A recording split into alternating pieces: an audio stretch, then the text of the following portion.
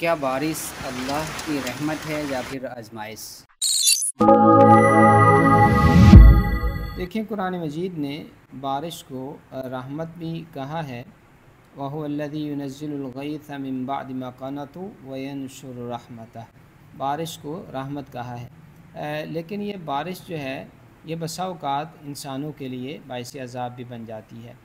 जैसा कि हज़रत नूह अलैहिस्सलातु वस्सलाम की कौम पे जो है ना वो ज़मीन से भी पानी निकला और इसी तरह आसमान से भी पानी बरसा, तो उनके लिए बाइस अज़ाब बन गई। तो ये बारिश इसका कसरत से हो जाना, इतना कसरत से हो जाना कि जिससे अम्वाल को नुकसान पहुँचे, ये इंसान के लिए बाइस आज़माइश और अज़ाब भी हो सकती है। जैसा कि रसूल अकरम सल्लल्लाहु अलैहि सल्लल्लाहु अलैहि वसल्लम के वसल्लम। ज़माने में बुखारी मुस्लिम की रिवायत है, हज़रत अनस बिन मालिक रज़ी अल्लाह ताला अन्हु फरमाते हैं कि एक आदमी आया और वो कहता है, अल्लाह के रसूल सल्लल्लाहु अलैहि वसल्लम, हलकतिल अम्वाल वनक़तअतिस सुबुल। अम्वाल जो है ना वो हलाक हो गए, रास्ते कट गए।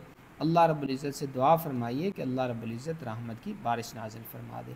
और एक हफ़्ते बाद वो आदमी या कोई और आदमी दोबारा फिर आया तो वो यही अल्फाज बोलता है, हलकतिल अम्वाल वनक़तअतिस सुबुल।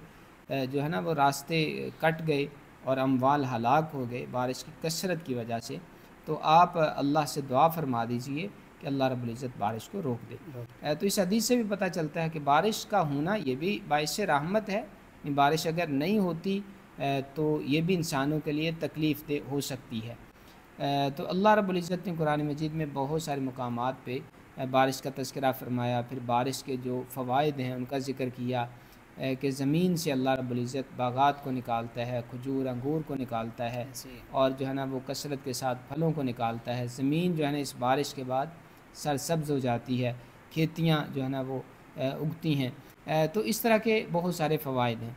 लेकिन कसरत के साथ बारिश अगर बरसती है तो ये बाइस अज़ाब और बाइस आज़माइश भी हो सकती है। बारिश हद से ज़्यादा बढ़ जाए तो एक मुसलमान को या हमें क्या करना चाहिए? देखें, अगर बारिश नहीं हो रही तो इसका भी रसूल अकरम सल्लल्लाहु अलैहि सल्लल्लाहु वसल्लम की अलैहि सुन्नत से वसल्लम। हमें तरीका मिलता है। बिल्कुल। नबी सल्लल्लाहु अलैहि वसल्लम दुआ फरमाया करते थे, आपने जुम्मे में भी दुआ फरमाई।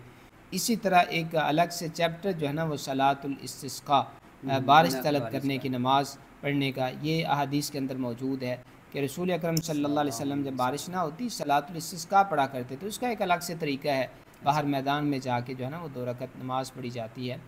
तो उसका एक अलग से पूरा रसूल अकरम सल्लल्लाहु अलैहि वसल्लम की सुन्नत से हमें तरीका मिलता है। तो अगर बारिश नहीं होती तो अल्लाह रब्बुल इज़्ज़त से दुआ करनी चाहिए, सलातुल इस्तिस्का जो है ना वो पढ़नी चाहिए। लेकिन अगर बारिश कसरत से हो जाती है, इतनी कसरत से हो जाए कि जो इंसानों के लिए नुकसान का बायस बन रही हो, तो उसके लिए भी सुन्नत से हमें ये तरीका मिलता है कि फिर भी अल्लाह के हुज़ूर गिड़गिड़ाना चाहिए, बिल्कुल। अल्लाह से दुआ मांगनी चाहिए। जैसा बुखारी मुस्लिम की एक हदीस आती है कि रसूल अकरम सल्लल्लाहु अलैहि सल्लल्लाहु वसल्लम से अलैहि आके वसल्लम। एक आदमी ने शिकायत की कि बारिश की कसरत की वजह से माल जो है ना वो हलाक हो गए, रास्ते कट गए। तो दुआ कीजिए अल्लाह रब्बुल इज़्ज़त बारिश को रोक दे। तो रसूल अकरम सल्लल्लाहु अलैहि सल्लल्लाहु वसल्लम अलैहि ने वसल्लम। दौरान खुतबा जो है ना ये दुआ फरमाई, अल्लाहुम्मा हवालैना वला अलैना अल्लाहुम्मा अला कामि वद्दराबी व मनाबित शजर।